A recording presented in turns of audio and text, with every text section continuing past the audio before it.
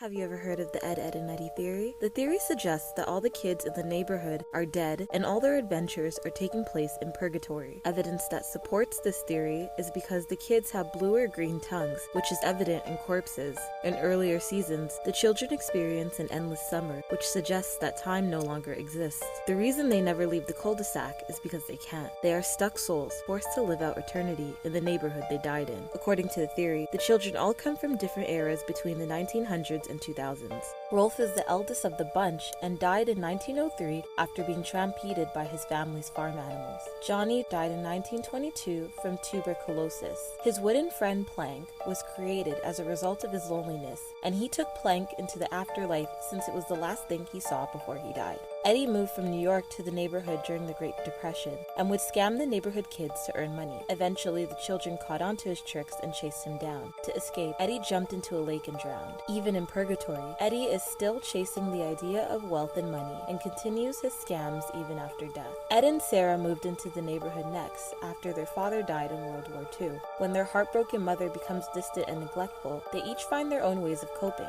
Sarah takes on the parental role, while Ed gets lost in his own imagination through comic books. They both passed away in a car accident in 1953. Naz came from a hippie family in the 1960s. Unfortunately, her life was short-lived after her and her entire family were murdered in 1979 by a serial killer who escaped from a nearby asylum. Double D originates from the 70s and came from a strict household where he was raised to strive for perfection in every aspect of his life. Being so worked up and determined to become the best son he could be, he spent extra time on schoolwork and did not notice the gas leak coming from his chemistry set, which eventually exploded and resulted in his death. Kevin came from the 80s. His bullying persona was a result of the abuse he faced from his father, who beat him to death in the winter of 1999. Even though his dad was sentenced to life imprisonment for his son's murder, Kevin imagines his dad as the complete opposite. While in purgatory, he is loved by the very man who ended his life. Jimmy is the youngest of the group, originating from the 90s. Because he suffered from leukemia, he wasn't allowed to hang out with the other children in fear that he would wind up hurt. Eventually, he died from his illness. The Cankers are said to be demons sent to purgatory to torture the souls of the children. Their attraction to the Eds is because they have the weakest will and they each represent a deadly sin. Even though there is some evidence supporting this theory,